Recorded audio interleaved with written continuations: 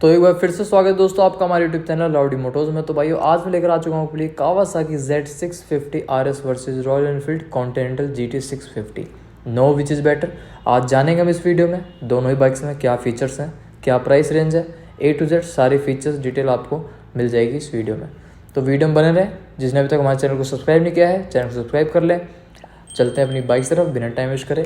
तो अगर हम बात करें इनमें वेरिएंट्स की तो अपनी कावासाकी Z650 RS आती है सिंगल वेरिएंट्स में, और वहीं कॉन्टिनेंटल GT आती है अपनी 4 वेरिएंट्स में, standard, custom, alloy wheel, Chrome. अभी जो हम आपको दिखाएंगे ये एलॉय व्हील वाला वेरिएंट दिखाएंगे।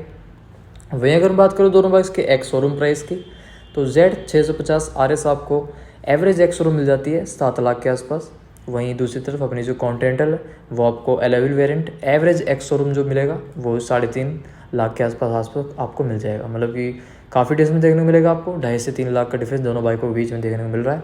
अब यही हमारा सवाल है कि कावासाकी 7 लाख रुपए में ऐसा क्या दे रहा है 650 सेगमेंट पे, और GT कॉन्ट्रैक्टर रॉयल एनफील्ड क्या दे रहा है, तो वो आप आगे वीडियो में जान जाएंगे। बात करें अगर मैक्स पावर की, जो कि सबसे ज़्यादा सबका सवाल होगा, तो Z650 RS में मैक्स पावर आपको मिल जाती है 67.31 bhp, जो कि 8000 RPM निकाल देती है। वहीं दूसरी तरफ अपनी कॉन्टिनेंटल 7250 RPM निकाल के देती है 47 bhp। मैक्स टॉर्क की अगर बात करूँ तो Z650 RS आपको मैक्स टॉर्क निकाल देती है 64 Nm 6700 RPM पर। वहीं दूसरी अपनी कॉन्टिनेंटल 52 Nm 5250 RPM पर मैक्स टॉर्क निकाल के देती है। टॉप स्पीड की अगर बात करूँ तो कावासाकी Z650 RS की टॉप स्पीड आपको मिल जाती है 200 प्लस किलोमीटर पर आवर। वहीं दूसरी तरफ अपनी continental 170 plus kilometre per hour की टॉप स्पीड आपको दे देती है निकाल की। अपनी जो दोनों ही बाइक्स हैं 6 गियर में होती हैं। जो पहला गियर होता है वो नीचे डलता है, बाकी गियर ऊपर डलते हैं, मतलब 1 gear down 5 gear up. Dual cylinder में अपनी दोनों बाइक्स आती हैं। बोर्ड साइज़ की अगर बात करूँ तो Z650 RS में बोर्ड साइज़ होता है 83 mm का, और अपनी कॉन्टिनेंटल में होता है 78 mm का। स्ट्रोक साइज़ है कावासाकी में 60 mm का, कॉन्टिनेंटल में 67.8 mm का। लिक्विड कूलेड इंजन के साथ आपको Z650 RS मिल जाती है। वहीं अपनी कॉन्टिनेंटल मिलती है एयर ऑयल कूल्ड इंजन के साथ। वेट मल्टीप्लेट क्लच मिलती है कावासाकी में, और कॉन्टिनेंटल आपको देती है assistant slipper clutch. Fuel tank 12 litre का मिलता है Z650 RS का, और कॉन्टिनेंटल का मिलता है 12.5 लीटर का। रिजर्व फ्यूल कैपेसिटी 1.8 लीटर्स की होती है Z650 RS में, और कॉन्टिनेंटल में होती है 1.5 लीटर्स की। BS6 फेज 2 इंजन के साथ आपको दोनों बाइक्स मिल जाती हैं। दोनों बाइक्स आपको कंपनी देती है। अगर हम बात करूँ सस्पेंशन की तो फ्रंट जो सस्पेंशन मिलता है कावासाकी में वो मिलता है टेलीस्कोपिक फोर्क 125 mm का, और कॉन्टिनेंटल मिलता है फ्रंट में 41 mm DF front Fock 110 mm travel. Rear suspension की अगर बात करूँ तो horizontal back link with adjustable preload 130 mm देती है कावासाकी, और कॉन्टिनेंटल आपको देती है twin coil overshock 80 mm travel. Dual channel ABS साथ दोनों बाइक्स में जाती है। फ्रंट डिस्क साइज़ की अगर बात करूँ ब्रेक साइज़ की तो 272 mm का देती है कावासाकी, और कॉन्टिनेंटल में होता है फ्रंट में 320 mm का। रियर डिस्क साइज़ की बात करूँ ब्रेक साइज़ की तो कावासाकी मिलता है 186 mm का ब्रेक साइज़, और कॉन्टिनेंटल में होता है 240 mm का। ब्रेक साइज़ आप समझ रहे हो, ब्रेक थोड़े से मुझे ज़्यादा हैवी लगे कॉन्टिनेंटल के। ऑफकोर्स यार वो बाइक भी थोड़ी ज़्यादा हैवी है। अभी आपको आगे हाइट वेट डायमेंशन बताऊंगा मैं। कैलिपर टाइप अगर बात करूँ तो दोनों बाइक्स में रियर में सिंगल पिस्टन होता है और फ्रंट में डुअल पिस्टन कैलिपर होता है। अलॉय व्हील की बात करूँ सबसे पहले अपनी कावासाकी की बात कर लेते हैं। तो कावासाकी की फ्रंट और रियर दोनों ही 17 इंचज़ का अलॉय व्हील मिलते हैं, और वहीं कॉन्टिनेंटल में 18 इंचज़ का अलॉय व्हील मिलते हैं, दोनों ही फ्रंट और रियर दोनों। फ्रंट टायर जो है कावासाकी में होता है 120/70 का ZR17 का टायर, और रियर टायर साइज़ होता है कावासाकी का 160/60 का ZR17 का। दूसरी तरफ अपनी कॉन्टिनेंटल की बात की जाए तो कॉन्टिनेंटल का जो फ्रंट टायर होता है वो होता है 100/90 का, और रियर टायर साइज़ होता है 130/70 का। अब चलते हैं इनके हाइट वेट डायमेंशन के ऊपर। आपको थोड़ा सा वेट का वेट अंदाज देंगे। जैसा कि मैंने बताया कॉन्टिनेंटल थोड़ी सी हैवी है कंपेरिजन कावासाकी की। कावासाकी का जो कर्व वेट है टोटल Z650 RS का वो है 192 kg का, और कॉन्टिनेंटल का है 211 kg।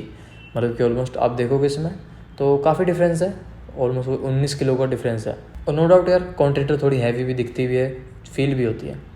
सीट हाइट की अगर मैं बात करूँ कावासाकी की सीट हाइट है 800 mm की, कॉन्टिनेंटल की सीट हाइट है 804 mm की। 804 mm। ग्राउंड क्लियरेंस है Z650 RS कावासाकी में 125 mm का और कॉन्टिनेंटल में 174 mm का। ओवरऑल लेंथ जो है बाइकों की कावासाकी की है 2065 mm की और कॉन्टिनेंटल की है 2119 mm की, 2119 mm की। ओवरऑल वाइड अगर बात करूँ तो कावासाकी Z650 RS की ओवरऑल वाइड होती है 800 mm की और कॉन्टिनेंटल में आती है 830 mm की। ओवरऑल हाइट जो है 1115 mm की है कावासाकी की और कॉन्टिनेंटल की है 1067 mm की। व्हील बेस की अगर बात करूँ तो 1405 mm का व्हील बेस अपनी कावासाकी में, कॉन्टिनेंटल में 1398 mm का। चेसिस टाइप जो है ट्यूबुलर डायमंड है कावासाकी Z650 RS में और कॉन्टिनेंटल में steel tubular double cradle frame. ये तो इसके सारे फीचर्स ऑलमोस्ट जो मोटे मोटे फीचर्स हैं। अब चलते हैं बाइक्स के नॉर्मल फीचर्स जैसे इंस्ट्रूमेंट क्लस्टर वगैरह के बारे में। तो अपनी दोनों बाइक्स में जो है सेमी डिजिटल इंस्ट्रूमेंट कंसोल मिल जाता है आपको, जिसमें ऑडोमीटर डिजिटल मिलता है दोनों बाइक्स में, स्पीडोमीटर एनालॉग है दोनों बाइक्स में, हजार्ड वार्निंग इंडिकेटर दोनों बाइक्स मिल जाता है आपको। डिस्टेंस ऑफ एम्प्टी इंडिकेटर आपको कावासाकी देती है, कॉन्टिनेंटल नहीं देती है। स्टैंड अलार्म आपको कावासाकी देती है, कॉन्टिनेंटल नहीं देती है। ट्रिपोमीटर आपको दोनों बाइक्स में डिजिटल मिल जाते हैं। लो बैटरी इंडिकेटर दोनों बाइक्स में। क्लॉक आपको कावासाकी देती है, कॉन्टिनेंटल में नहीं मिलती है देखने को। फ्यूल गैस डिजिटल है दोनों बाइक्स में। टेकोमीटर आपको एनालॉग मिलता है दोनों बाइक्स में। गियर इंडिकेटर कावासाकी देती है, कॉन्टिनेंटल में नहीं आता है। लो फ्यूल इंडिकेटर आपको दोनों बाइक्स में। लो ऑयल इंडिकेटर दोनों बाइक्स में। सर्विस रिमाइंडर इंडिकेटर आपकी कावासाकी देती है, कॉन्टिनेंटल में नहीं मिलता है आपको। स्टोरेज की अगर मैं बात करूं तो दोनों बाइक्स में कहीं भी कोई स्टोरेज आपको देखने को नहीं मिलेगा, ना ही कोई मोबाइल ऐप कनेक्टिविटी मिलती है आपको। लाइटिंग सिस्टम जो है DRLS मिलता है आपको कावासाकी में, शिफ्टिंग लाइट मिलती है कावासाकी में। ये दोनों चीज़ें आपको कॉन्टिनेंटल नहीं देती है। LED हेडलाइट आपको दोनों बाइक्स मिलती है। टेल लाइट और इंडिकेटर्स आपको कावासाकी फुल्ली LED देता है। मतलब हम कह सकते हैं कि कावासाकी Z650 RS का सारा लाइटिंग सिस्टम LED मिलता है आपको। और दूसरा अगर मैं कॉन्टिनेंटल की बात करूँ तो कॉन्टिनेंटल में tail light and turn indicators आपको हेलोजन बल्ब मिलते हैं अभी भी, और फ्रंट जो हेडलाइट है वो ओनली LED मिलती है। पासिंग लाइट्स दोनों बाइक्स में। Automatic headlight on off system आपको दोनों बाइक्स मिल जाता है। USB चार्जिंग पोर्ट आपको कॉन्टिनेंटल मिलता है, बाकी कावासाकी नहीं देती है। ना कोई GPS नेविगेशन दोनों में से किसी बाइक में नहीं है। स्विच गियर जो है हजार्ड वार्निंग लाइट मिल जाती है आपको दोनों बाइक्स में। किल स्विच मिलता है दोनों बाइक्स में। ट्रैक्शन कंट्रोल आपको कावासाकी Z650 RS में मिलता है। Pillion comfort, pillion grab rail आपको मिलता है कावासाकी में। पिलियन सीट कावासाकी देती है, पिलियन फुटरेस्ट कावासाकी देती है। वहीं दूसरी तरफ जो अपनी कॉन्टिनेंटल है इसमें आपको नॉर्मल सीट मिलती है, इसमें सब नहीं मिलता है। रियर सस्पेंशन प्रीलोड एडजस्टेबल है दोनों बाइक्स का, ये एक प्लस पॉइंट है। और जो अपनी कॉन्टिनेंटल GT है ये दोस्तों कई कलर्स में आती है। अभी जो आप कलर देख रहे हो ये है स्लिप स्ट्रीम ब्लू। इसके अलावा भी जैसे जैसे अलग अलग वेरिएंट्स में आते हैं उस हिसाब से कलर्स वेरिएंट्स और भी आपको मिल जाते हैं। बट वहीं दूसरी तरफ कावासाकी Z650 जो आप देख रहे हो इसमें एक ही सिंगल कलर आता है जो आपके सामने है। इसका नाम है ebony metallic matte carbon grey. Overall अगर मैं रिव्यू की बात करूँ तो जो अपनी कावासाकी Z650 RS को जो रिव्यू मिले हुए हैं 5 में से वो मिले हैं 4.5 की रेटिंग, और दूसरी तरफ अपनी कॉन्टिनेंटल को मिले हैं 5 में से 4.8 की रेटिंग। मतलब देखा जाए अगर तो यार कॉन्टिनेंटल जो बाइक है उसके हेटर्स बहुत कम है। मोस्टली सब उस बाइक को पसंद ही करते हैं, उसके लुक को कह लो या उसकी पावर को कह लो या उसको कुछ भी कह लो। उस बाइक का एक पुराना इतिहास है कॉन्टिनेंटल को, उसको शुरू से लोग बाग एक प्यार की तरह देखते हैं। वो बाइक है भी पसंद, ऐसा कोई बंदा नहीं होगा जिसको बाइक नहीं पसंद होगी। मुझे पसंद है। तो दोस्तों आपके पास दोनों में से कौन सी बाइक है, आप दोनों में से कौन सी बाइक आपको बढ़िया लगती है वो भी कमेंट करके आप भी ज़रूर बताना। और दोनों में से कौन सी बाइक आप लेना चाहते हो वो भी मुझे बता देना। इसके अलावा अगर आप और भी किसी बाइक की वीडियो देखना चाहते हो तो हमारे चैनल पे आप जाकर विजिट कर सकते हो। काफ़ी सारी बाइकों की हमने वीडियोस बनाई हुई है। इसके अलावा अगर आपको किसी और बाइक की वीडियो चाहिए हो तो वही आप मुझे कमेंट करके बता सकते हो, मैं उस बाइक की भी आपको वीडियो दे दूँगा। तो दोस्तों कैसी लगी वीडियो, आई होप आपको अच्छी लगी होगी, सारी इन्फॉर्मेशन सही मिली होगी। अगर मैंने कोई इन्फॉर्मेशन गलत दी है तो वो भी आप कमेंट सेक्शन में ठीक कर देना। बाकी मिलते हैं नेक्स्ट वीडियो पे। अभी के लिए जय श्री राम।